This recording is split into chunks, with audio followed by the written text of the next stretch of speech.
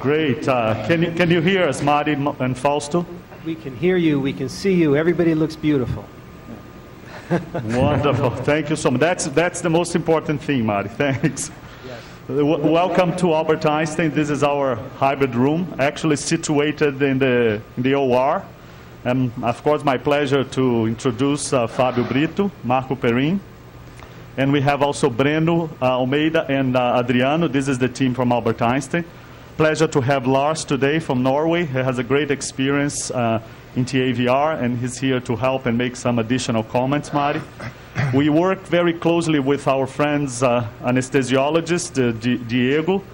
We have a very experienced echo person, who is Marcelo Vieira, here to help us with 3D transesophageal echo, and a great team of nurse and tech. We cannot forget that we need our backup from our friends surgeons. We have Ramesh and André here today, who is behind, but very, very important, their presence in this particular case. If you can, if the transmission is fine and if you can hear us, I'm going to pass the word to Adriano so he can summarize the case that we're going to do. I think you're going to like it, Marty. Adriano. Hi, good morning, everyone. Good morning, Marty and Fausto. Can I have the first slide, please?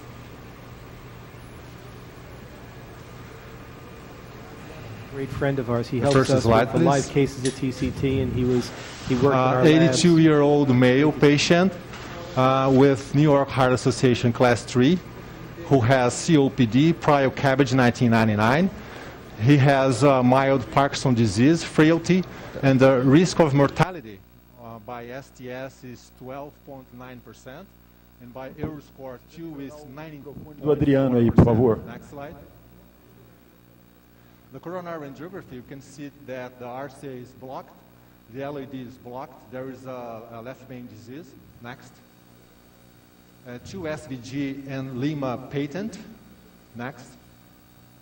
This is the TTE echo, the left ventricular ejection fraction is 0.5, mean gradient 43. The area is 0.7, and the annulus by TTE is 22 millimeter. Next. The CT, we can appreciate here at the transversal view, it's 20, the major is 26 by 5 millimeter, and the minor diameter is 24 millimeter. And by long view, the annulus is 26 millimeter. Next. Next slide, please. Here we have some issues here. The left femoral is 9 millimeter. The right is 7 millimeter. We have a AAA, which has some dimensions. Next. There is a band, the axillary band. Next. And the maximum diameter is 23 millimeter, so there is no indication for surgery or percutaneous treatment for this AAA. I think it's 36 millimeter. 36, sorry. Yeah. Yeah, but it's more the tortuosity. So could you see the image as well from there? Yeah, we saw the images. The aorta is a little intimidating.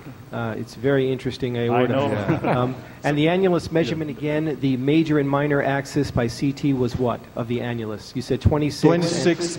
26.5 by 24 millimeter, Marty. By 24, okay. And we do have online 3D echo. Marcelo, if you can comment on your measurements now for us to make a final decision about the valve size. Yeah, the measurements was almost like 24 to 25. Can you show the echo, please? It's in another position, Fabio. And here we see that the valve is heavily calcified, and I have also heavily calcified of the aorta, the descending aorta, as well as the basis of the mitral valve leaflet. So the annulus is almost like 24 to 25. Can you see the echo, Marty? Yes, we see it very well. Yes. Okay, we got it. Yeah. Okay. No, this is a great case. Obviously, heavily calcified, very stenotic valve, essentially normal LV. I like it when the coronaries are occluded and you're graft dependent. We don't have to worry about the coronaries. That's right. So it's completely graft dependent here. So it's just something to be aware of. The only caveat, some people say with graft dependency, you have to be careful about the duration of the pacing runs because you're a little bit more pressure dependent on coronary flow. You can get more ischemic if you do longer pacing runs. Just something to be aware of. I'm very interested in this aorta. It's going to be an interesting discussion as to your approach. Yeah, so we debate whether we should do transaortic, transapical, because it's highly calcified, as you saw, and there is this Enough aneurysm. segment of the descending aorta to be able to dock the XT device, and there's so much angulation and tortuosity that it's going to make it just a little bit tricky in order to dock the XT device if you're going to use an Edwards system. This is on the edge of what you would use an Edwards 26 for. This is, and we look at perimeter measurements, anything between 72 and 82 millimeters on the perimeter, you could use a 26 device comfortably, and this is going to be right, you know, it's going to be 78, 79, so I would use a full-size 26 device if we used an Edwards. Now, 29 is available in many parts of the world, transfemoral and transapical now, not in the U.S. yet, I think a 26 device, if you're going to use Edwards, would be a good choice. Yeah, that's what we discussed here as well. I think that the last measurement from TE was around 24, so it was a little bit borderline. We still don't have the 29. We'll have very soon, and also the smaller one, the 20, that is coming soon. But I think that this is going to be suitable for 26, Mario. Yeah. I think we now are going to have full sizes because now with core valve we have 4 sizes. With Edwards we have 4 sizes. So you need the full spectrum of sizes, I think, to optimally treat the many different morphologies.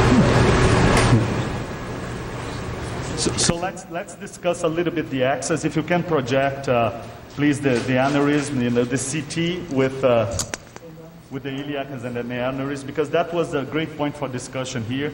We called our vascular surgeons here to help. They said that there was no criteria to intervene and even to put a prosthesis there. And then the big debate whether we should choose perhaps an alternative access. So we discussed also with the surgeons, and they said, this patient has previous bypass, so transaortic wouldn't be perhaps the first choice. And then transapical would be the second possibility here. But then the patient is frail, and he also has COPD. So I think that and Fabio really convinced me that we should go ahead with transfemoral. Any comment there? And I think we should say that we are doing the procedure totally percutaneously with 2 proglides, no cut downs, and this is perfect. Yes. Yeah, we think this is the technique that we are using very frequently. Yes, some people, I know John. So you Webb, agree with that, Marty? Yes, I would certainly do this percutaneously. If John were here, he would say use 2 proglides. We like the 10 French ProStar, but I think it doesn't matter. Whatever you have good experience with, I think is fine. But to pre-close is important. I didn't see the measurements of the iliofemoral vessels. There's a lot of calcification of the aorta, particularly at the distal bifurcation of the iliacs in that quick shot. And I didn't see, because you're going to have to use it's a 26, so it's a 19 French, which really the OD of that is 23 French. So you have to make sure you have enough size to be able to advance the device. It was 7.2. Yeah. I I think that measurement was around 7. That should be okay. Depending upon the calcification, that should be okay. So let me show you the angio of the aorta. It's very important to have the alignment of the leaflets. Can you have the angio on the screen, Alex? Angiografia. Alguém pode projetar a angiografia, por favor? Okay. So that's the angio, and as I told you, we chose a projection that could show us the alignment of the 3 leaflets, so we can deploy the valve. It's very important to select this so-called coplanar view where you can see the 3 leaflets well.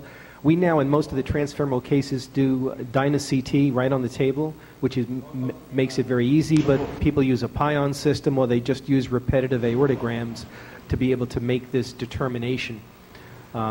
So what view are you using for deployment, Fabio?